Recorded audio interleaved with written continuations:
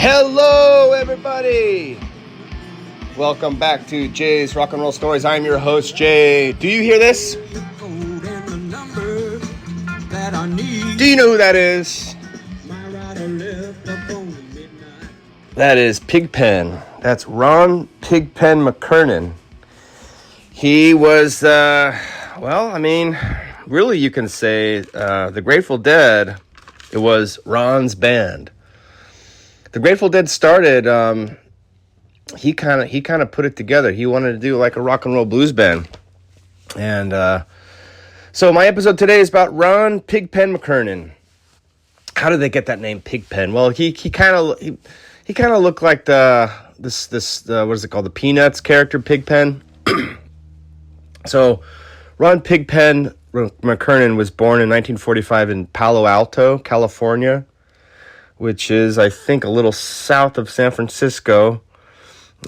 His dad was a disc jockey, and a disc jockey that would play predominantly like blues music, early rock and roll. So this is like, original, black musician blues music, and that's where he kind of that's his meat and potatoes, Pigpen.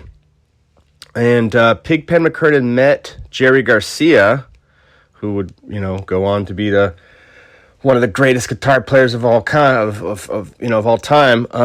He met Jerry Garcia at a place called Dana Morgan's Music Store in Palo Alto. Jerry Garcia was a banjo player, and he was giving lessons on banjo. And Ron McKernan. He didn't have the nickname Pigpen yet. I think they called him Blue Ron, Blues Ron or something like that. He was teaching guitar, and they met, and they started a little folk band. I forgot what it was called. It was like the Jug. It's just an early folk band. This is 1962. But eventually, Ron wanted to start a rock and roll band, and he convinced Jerry to do it. So they started a band, and they called them the Warlocks. And this is, I think, is early '65 when they played their first show at a pizza parlor. So this is Pigpen's band, and Pigpen is this type of guy. He would like to hang out in pool halls. He was a drinker. And if you look at the years 65, 66, 67, LSD was legal. Acid was legal.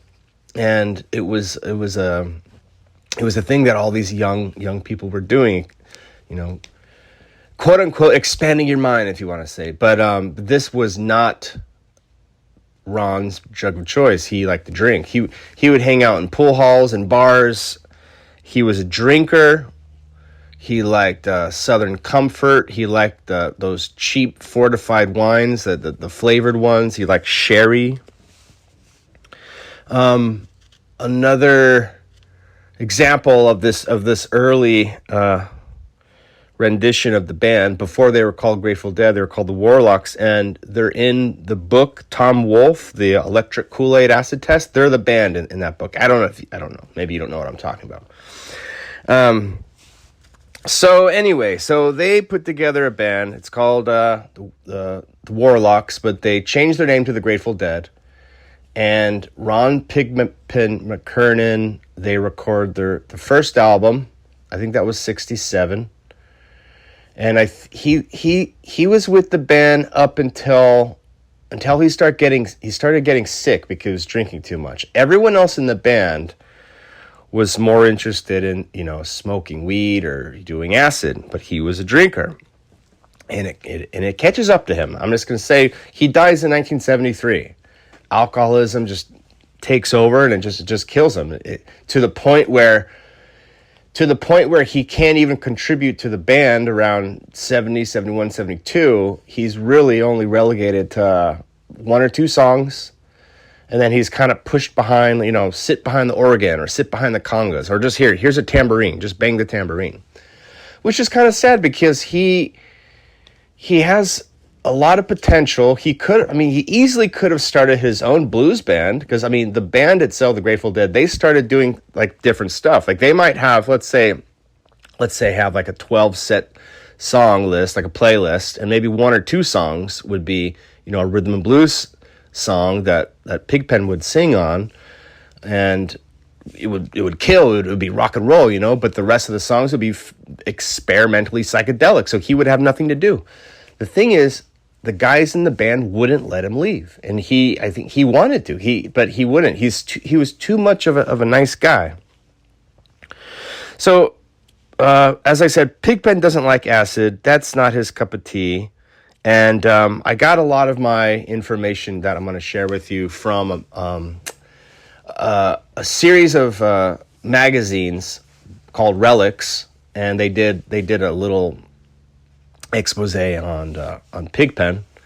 Relics magazine was around from, I think, the 70s, 80s, and 90s, and it was basically just catered to, like, jam bands like Grateful Dead, Fish, Allman Brothers, that kind of thing. So, but before we get to those quotes, I want to share with you a couple of really standout tracks that I personally like. Let's start with number 5, or I'll say number 5, the studio version of the song Easy Wind by the Grateful Dead. I think that was on Working Man's Dead, and it's a studio version. It's not live, but he just sounds like such a cool, strong blues singer. That was 1970. I'm going to go number 4, 1966, September 16, the Avalon Ballroom. The Grateful Dead does a song called It Hurts Me Too. It's an old blues song by Elmore James, and I like the way Pigpen does this song. It sounds like it's his song. Number 3, from the album School and Roses, 1971. He also plays harmonica on the song, Big Boss Man. That's a cool version. Number 2, let's go back to the studio. I like the song Operator, 1970, from the album American Beauty. It sounds like, I don't know, it sounds like a nice kind of a country blues song. It's really sweet. And I kind of have a tie between my number 1, Mr. Charlie, 1972, from the Europe tour at the Lyceum Theatre in England. And also I like Hard to Handle from Fillmore East, New York City, February 14, 1970. Check those out. I think you'll like it.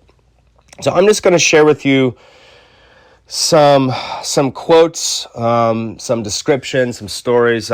Pigpen kind of had this biker image. Like among all his hippie buddies and stuff, he looked like a biker. He was kind of a short, stocky, chubby guy, but he would wear like a biker vest. He had like a Fu Manchu. He rode a motorcycle too. And he was actually, for a moment, a member of the Hells Angels. And that's how there was that connection with the Hells Angels being the security force for the Grateful Dead. And at one point, too, he was also Janis Joplin's boyfriend. They had a little fling, and they were both drinkers. Janis Joplin didn't really like doing psychedelics or acid either. They were both kind of drinkers together, and they also performed together on stage. Janis Joplin came on stage to perform with Ron and the Grateful Dead one time in 70 and one time in 1971, and they performed an old blues song by Bobby Blue Bland called Turn On Your Love Light. You can look that up. That's pretty good. So let's see here. So speaking of covers, the Grateful Dead would cover like a couple old standard blues songs. They would do, for example, they would do In the Midnight Hour, right? The old, I think was that Eddie Floyd, In the Midnight Hour? They would do a rendition for like 20, 30, 40 minutes. And I think the longest one he did, it clocks in at 31 minutes and 53 seconds. And that's on the Fallout from the Phil Zone, the Phil Lesh compiled song list that he put out.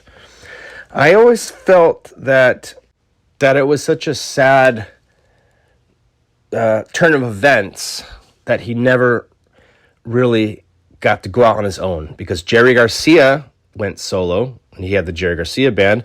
Bobby Weir went solo. He had Ace, but they wouldn't permit Ron to do anything solo. They wouldn't even let him quit the band. Here's a quote from Chet Helms. Chet Helms was the music promoter. So remember, Ron dies in 1973, and Chet Helms says, my most graphic memory is spending an afternoon in Olympic Studios over on Stevenson Alley a day or so after Pig died with Bear Owsley. Okay, Bear Owsley is the guy who produced all that Pure Acid, and he also recorded the Grateful Dead. He's part of their family. So Chet Helms says, so they're both sharing the grief with me was the most soulful connection I've ever made with them, talking about Bear Owsley. We cried a lot, and he played me a tape that Pigpen had made and left at his place, at Bear's place, a day or two before he died. I remember Bear thinking it was some kind of message or a final closure in the relationship. We both hung our hearts out for Ron that afternoon, and this piece of music that he left, that Bear made, it still hasn't seen the light of day, still hasn't been released. It's kind of a shame, because I think a lot of people would like to hear this. Nick Gravenitis was from the Butterfield Blues Band, and he says, when asked would there have been a Grateful Dead without Pigpen, his response was, would there have been Christianity without Jesus Christ? Speaking of Paul Butterfield Blues Band, Mike Bloomfield, the guitar player, Paul Butterfield Blues Band, had a different opinion on Pigpen, which always rubbed me the wrong way, because he didn't like Pigpen. He didn't like the way he sang. He said he sounded just like a little white boy trying to sing the blues. Well, Mike Bloomfield is a white guy playing blues guitar, so I just never understood why he had so much animosity toward Pig.